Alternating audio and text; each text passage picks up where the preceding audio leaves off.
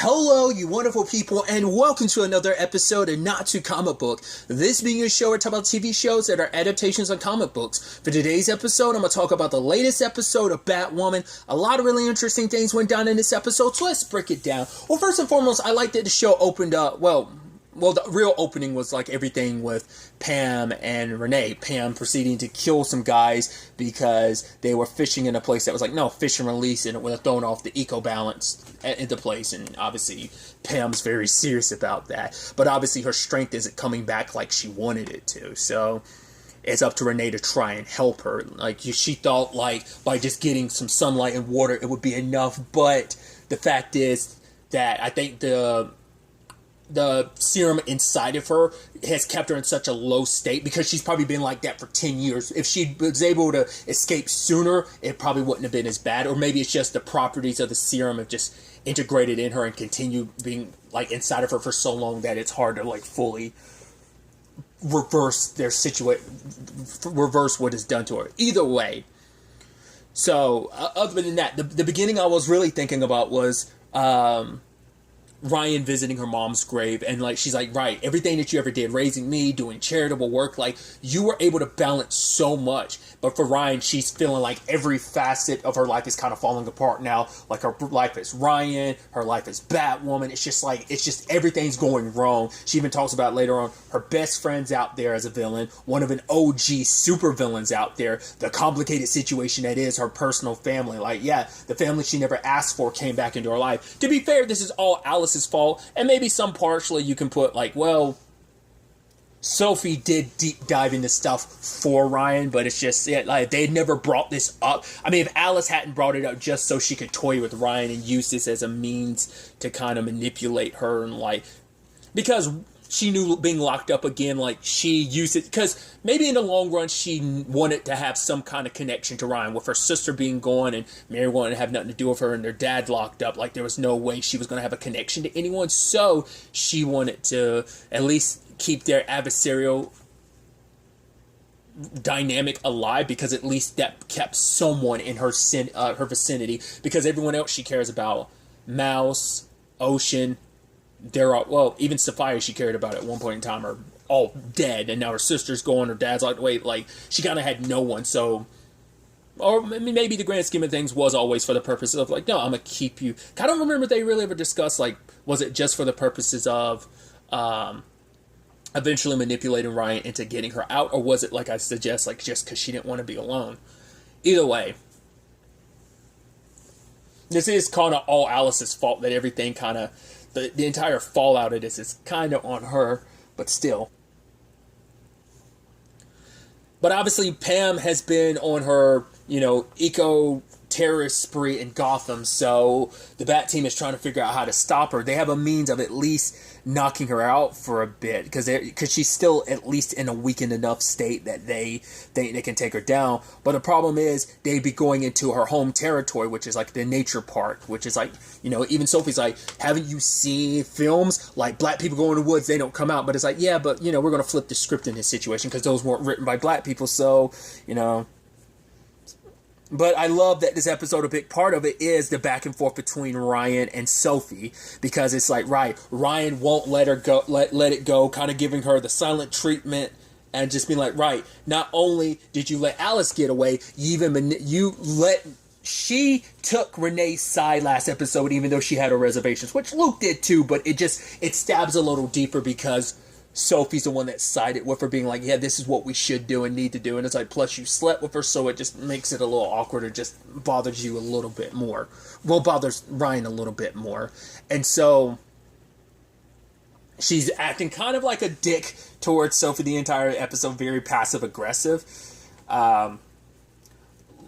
Granted, they're in a terrible position because, once again, they are in Ivy's territory, so she ends up snatching up their car. They have to lay low in the woods, in particular in the cabin. So very horror movie-esque, which I like. I like that it does have that element of like, yeah, this does feel like a horror movie, because like, yeah, if you go outside, the monster will kill you. Granted, they're not safe even inside of the cabin, because eventually Pam's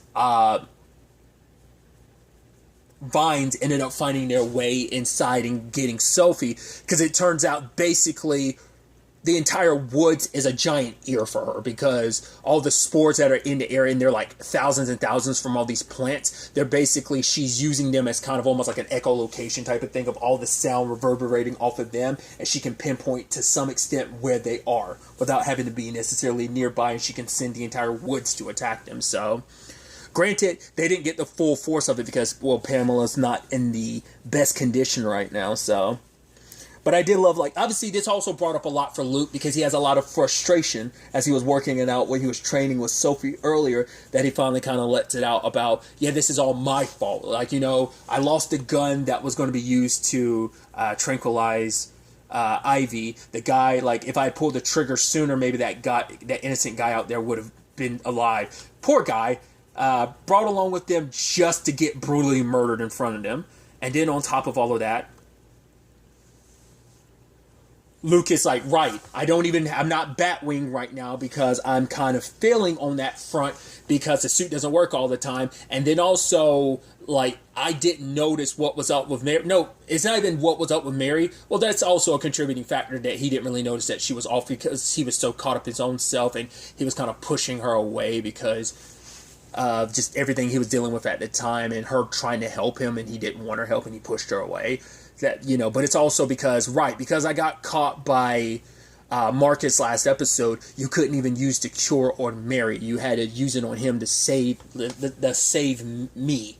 So he's just like, this is all my fault. But Ryan points out, like, right, the fact is, you know how you're on your way to becoming a hero? It's because you fail. Like, we're not all perfect. I mean, look at Sophie. She has like 5 years under her belt, and she didn't see Renee for the manipulator that she was and let Alice slip away, even though, like, that's kind of her job. And it's like, yeah. And look at Ryan. She's supposed to be the team detective, yet she didn't realize her best friend and roommate was going through some changes. And, like, see, and I love the shade they're throwing towards each other. But it's also, like, the back and forth that they have later on. You know, it's just letting Luke know just that no one's going to be perfect. So we need that oversized brain of yours to help us figure this whole situation out, because, well, he basically makes a makeshift solution, like what they have there, vinegar and salt, he's able to use to kind of destroy the plants that's got Sophie later on. But Sophie and Ryan got into a big argument because it's about what, like, because Sophie's like, okay, do you hate me or do you like me? Like, I can never tell, like,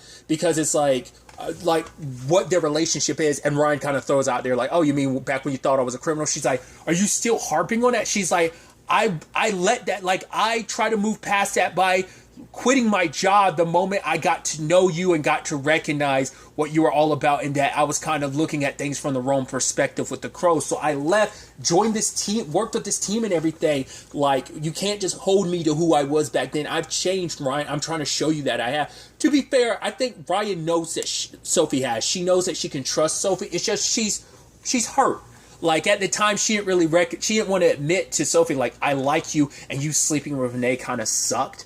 It just hurt her to be like, right, you chose to be with Renee rather than kind of being there for me when I kind of needed you, and just Alice got away because of all. It's just like, she was just lashing out, truth be told, is because, like, she feels the way she does about Sophie, and she just, her defense mechanism made it so she kind of latched onto, like, yeah, who's Sophie? It's like, right, I need an excuse to not like you right now, because I think maybe because of their history, it does make her feel a certain way about, like, right, I do like you, and I kind of feel weird about it. I mean, her last relationship didn't work out. I mean, she got back together with an ex, which that ex came with her ex, you know, obviously came with her own baggage, and now it's like, well, she's single again, and now, like, obviously there's something there between her and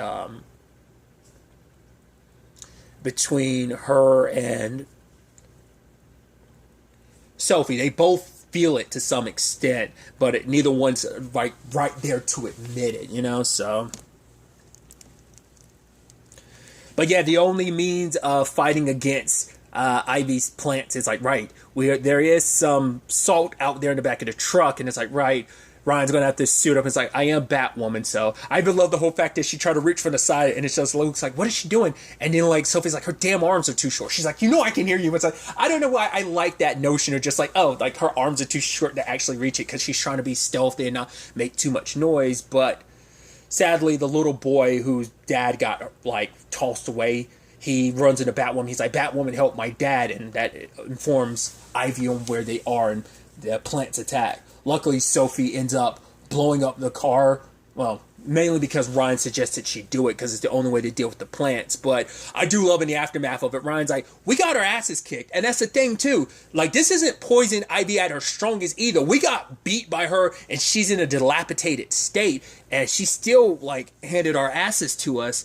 And it's like, right, we're well outmatched, and we need to go back home. But for Sophie, she's still up, like, don't just walk away saying, like, it doesn't matter. The fact is, you could have died. Like, don't ever put me in that position again where I thought I could lose you. But for Ryan, it's like, who cares, like, right now? Because she's like, there's just so much going on. My family situation, my best friend's out here. We got our ass handed to us by Poison Ivy. It's just like, everything's going wrong right now. And my safety and stuff like that is the least of her concerns, because it's like, right, you know, it's easier to focus on all this other stuff. And then Sophie ends up kissing her, and just Ryan's almost like, wait, what? And she's like, right, wait, where are you going? She's like, I'm gonna go find my car. And it's like, okay, dude. I love that look on Ryan's face, like, she's super happy about it, but she was completely caught off guard, which was like, oh, it was a very sweet moment. Especially because we have some inkling of what their future holds for them, because Barry went to the future in we know at this point, 9 to 8 years from it now,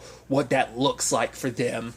Just because, obviously Barry didn't really get to experience that. We as the audience got to experience the ins and out of like a little tidbits about Ryan and Sophie's relationship at the time.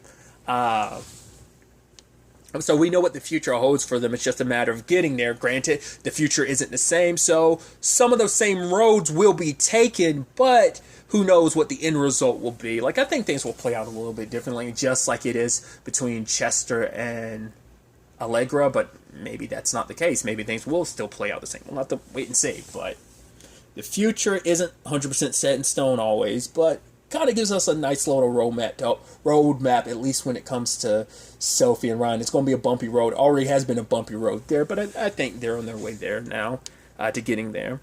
But in that moment, I do like saving that kid. It did something for Luke, that the kid was like, oh my God, you saved me, you're a hero. And for him, for so long, he's been doubting himself, because ever since, he thought like maybe it's just a fluke accident, me coming back, a freak miracle. But it's like, no, like me being here, everything that's ever happened, me getting shot, you dying, like maybe all those horrible things happened for a reason. That basically it was all for the purpose of preparing me to be who I'm destined to be.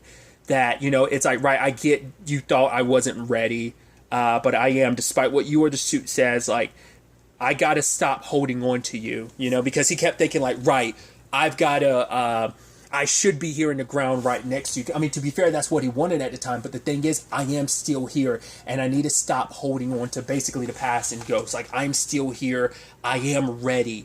And because the whole reason why he couldn't move on was because it was all in his head, because, right, the AI saying he wasn't ready made him think, like, oh, my dad thinks I'm not ready. And even when I'm, like, shut off the AI and stuff, like, because he's been so busy trying, like, the reason why, like, he wanted the AI back on and stuff like that is because he wasn't ready to let his dad go. He finally had his dad back, but it's like, no, you're going, I'm still here. I have to find a way to move on. I have to let you go, in this sense. So I thought that was kind of a nice moving moment for him, finally, I think, taking the steps towards fully embracing and being the Batwing, being the hero he wants to be. He believes himself he can be now.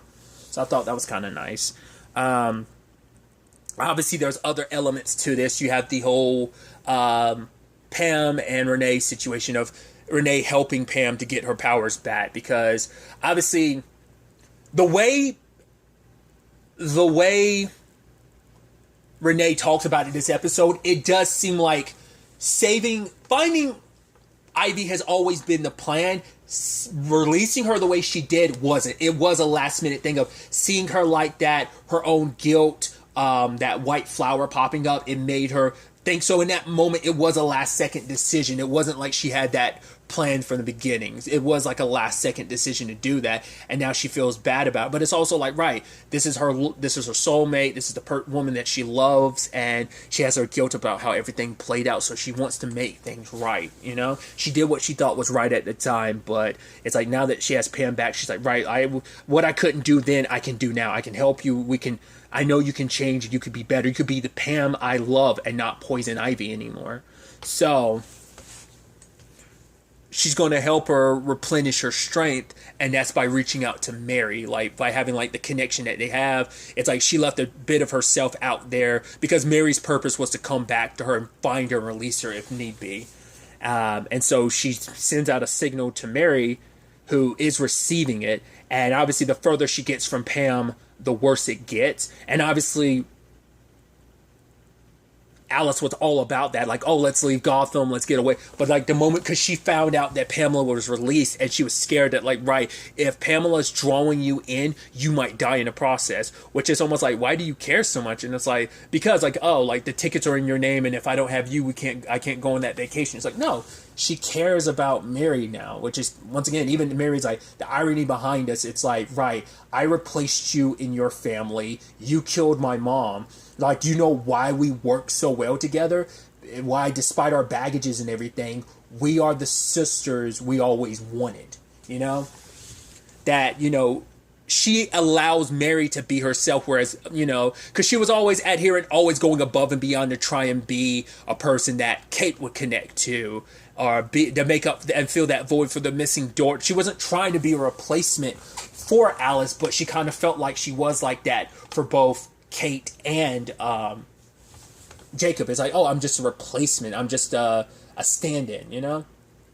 Because I even love Alice's point of like, right, there can't be two of the same being. Like, oh, let's ask boring Beth Kane. Oh, we can't. She's dead. I was like, right, the Kane from the Beth from a different reality from season 1. I was like, I mean, from a different universe. It's like, right. It's just like the universe kind of worked that out where she ended up getting killed in the process. So I thought that was fascinating. It's like, yeah, because it's like, right, like the universe ain't going to let two of the same just like roll them out, because like currently every version of those characters is like, right, even Marcus being like a pseudo Joker, it's like, well, we as the audience know that, well, and that Bruce killed the Joker in this continuity, so he's not around. And so, like, this is the first doubling up of two villains existing at the same time, because Killer Croc is dead.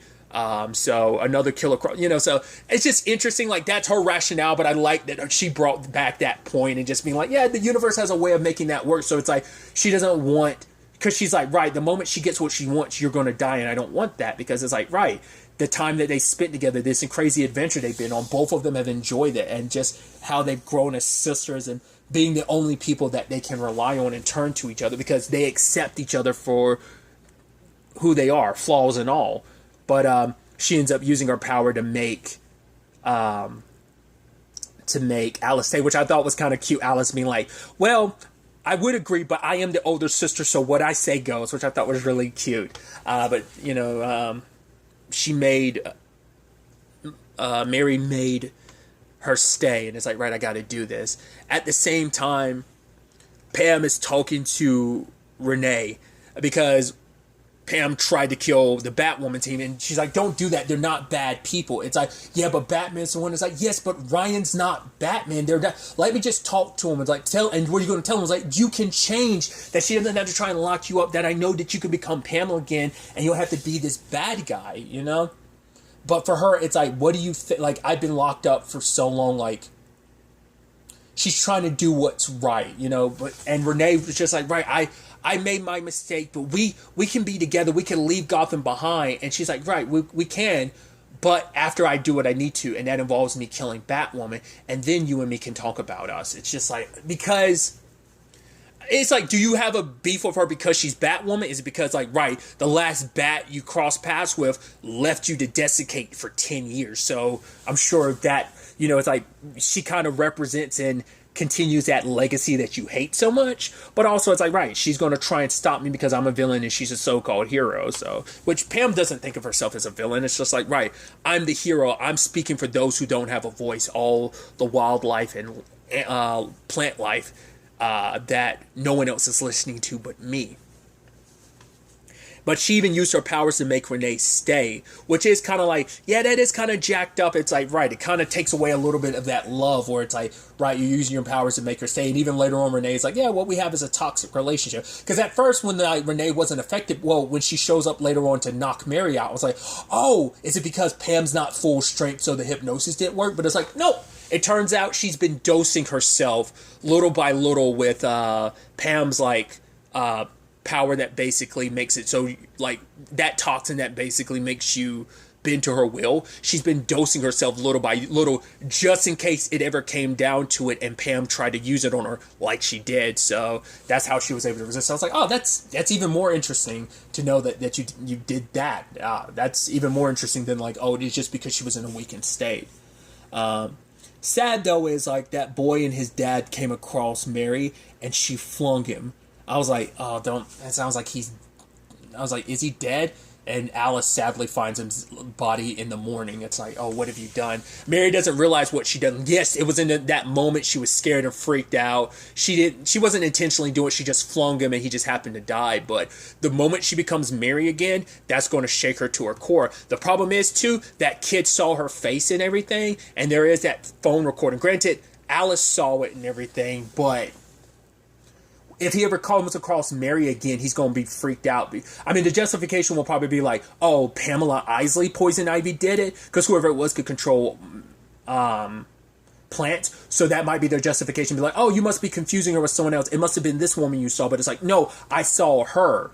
So that also depends on whether or not Mary and Poison Ivy kind of go on a villainous rampage. And I don't know, like, that, but this is the first time it's like, wow, like, especially as a doctor, she took, she has her Hippocratic oath of not to do no harm, and she killed someone despite everything. It's like, right, you got this freedom to be yourself, but the problem is that you hurt someone in the process, and it is a thing of now she's done something she can't, like, can she come back from it? I mean, hell, like, even Kate was in that position, and like, Cartwright killing him, like, that obviously stayed with her, so now she's a lot more like Kate. They've both killed someone unintentionally, just they kind of got caught up in what was happening at the time. And the thing is, Mary doesn't, like, it wasn't her intention to kill him, but she wasn't even concerned about it. It was like, get away from me, I'm gonna go find Poison Ivy, I'm gonna find Pam. So when the time does come,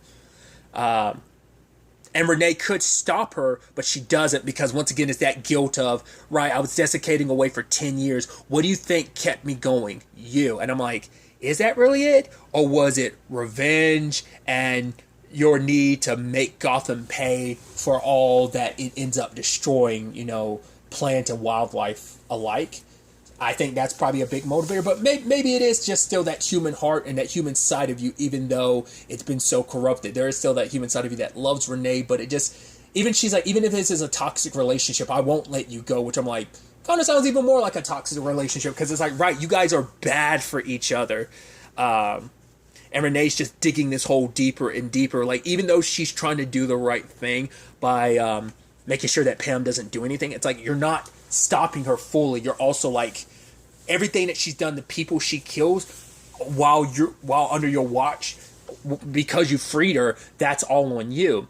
But Renee doesn't get in her way. In fact, just kind of moves aside and lets her get what she needs from Mary, and now she's fully restored. But it doesn't seem like Mary lost all the Poison Ivy stuff to her. It just seems like now they're probably going to, maybe eventually it's going to wane away, because maybe Pamela's trying to do it little by little without killing Mary, because she needs to do it that way, because if Mary dies, if her yanking it all at once, she may lose stuff in the process.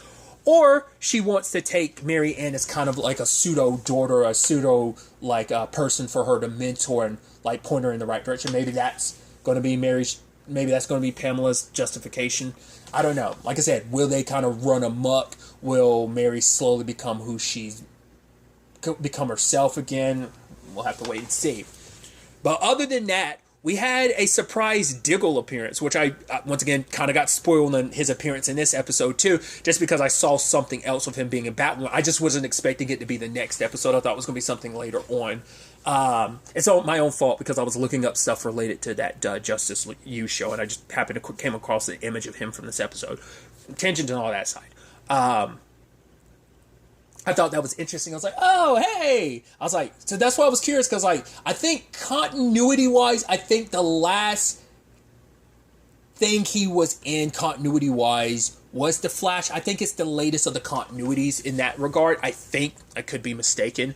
But He came to help out Jada because apparently they have history. So she's trying to fix Marcus, but to replicate it, like, they would need the Joker's buzzer, and if they can do it again, like, a shock to his system might be enough to, like, electrify and open that empathy side of him again. Who knows if that will fully work or whether the damage is too... I mean, that's at least what the doctors say, at least what they believe. Because she doesn't want her son locked away in Arkham, you know? And Diggle's willing to help her because obviously he ties everything back to Montoya because he's like, right, they're investigating all these missing things. It's like, right, the buzzer might be out there because all these Batmen... It's like, right, no one knows about the trophies except for, like, Renee and obviously the Bat Team. The general public doesn't know that Batman kept a lot of these items. Makes you wonder, did Gordon ever know? But regardless, they end up finding Montoya's office and end up breaking in there. It does seem like they do have a very intimate history, which she's kind of like, when they're breaking in, she's smiling and everything, and he's like, I got back with my wife. She's like, oh, well, good for you. We're like, oh. So I guess whatever happened between them happened when Diggle and Lila were separated, maybe? I mean, at least that's what it seems like. But obviously they find out about the board and everything, and the fact is, like, oh, maybe we should ask our Caped Crusader more about, like, her involvement in all of this, considering, like, the trophies and Montoya's involvement in all of this, which Diggle has his connection to the Bat Team, which I think is so interesting. Like, his interactions keep only being with Luke, which I think is fascinating.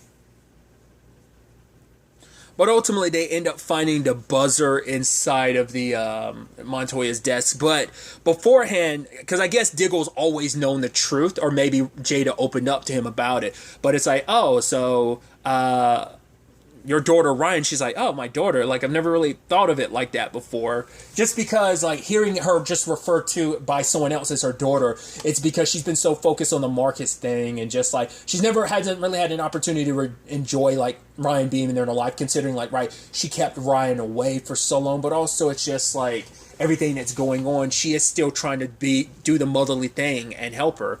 And it's like, because even Diggle points out, it's like, right, why are you smile? Like, the fact is, when I brought her up, you immediately smiled. And it's like, yeah, because she does want to kind of make things right with Ryan, but it's like, how do I do that? It's like, you know?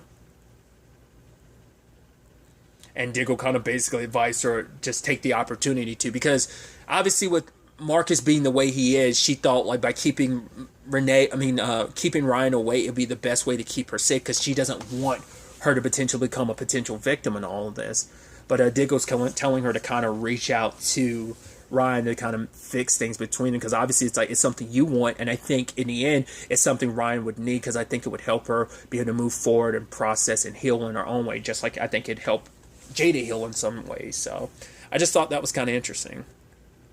But I do like the conversation he has with Luke at the grave. It turns out the rock, the thing that holds the lantern ring, he can't get it open. Like, it opening at the end of Arrow is the last time it was open. So now that I think he's ready to take the responsibility, he can't actually get it open. Once again, I'm unsure what the timeline is, but I think last time we saw Diggle, he was all about, like, no, I got to complete this mission. I got to do it. Like, I've got to accept this calling. And now that he is ready to do it, I don't think he has the ring. Not, like I said, not unless things aren't as in order as you think they are. But Luke is like, right, I try to examine it because this is why he's actually been in Gotham. And it's like, right, I don't have the technology because this is obviously technology from somewhere else. And he's like, right, let's kind of keep this between us. But it's like, how'd you open it the first time? He's like, I don't know. It just kind of opened for me. Which Luke was like, right, then maybe it isn't about something that human technology or something else can open it. Maybe... well, human technology or alien technology won't be able to open it. Maybe something else has to. And then Diggle's kind of like, right. Maybe, like I said, maybe this is at that point where he hasn't fully accepted it yet. So maybe it hasn't opened for him. Because maybe this potentially could be lead up to Justice U and why he isn't off doing his Green Lantern thing yet. Maybe that's... because my thought was, I made a video talking about it, which should come out Friday. The little we know about Justice U. But I was curious about... because last time we saw him, he was kind of all about, like, oh, other worlds. Like I said, I don't remember, because I thought continuity-wise it was the Flash, but part of me wonders, like, could it be Superman and Lois that was the more recent one? But I'm like, no, I think, I want to say, timeline wise, it was the Flash that was the most recent one, but I don't remember. I could be 100% wrong. Either way, just interesting setup on that department. So just once again, I love Diggle just being like this not everyman, but just like this cornerstone in the Arrowverse now that he's just popping up and connected to all these shows. I mean, obviously even David Ramsey, not only just reprising his role as Diggle in the Arrowverse, but also doing directing quite a bit in the Arrowverse too. So it's just pretty dope all around. I'm really interested, though, to see where all of this ends up taking us going forward into the next episode. But really, that's all I want to talk about. Until the next time we meet, be happy, be safe, live life to the fullest, and enjoy it. Good day, and goodbye.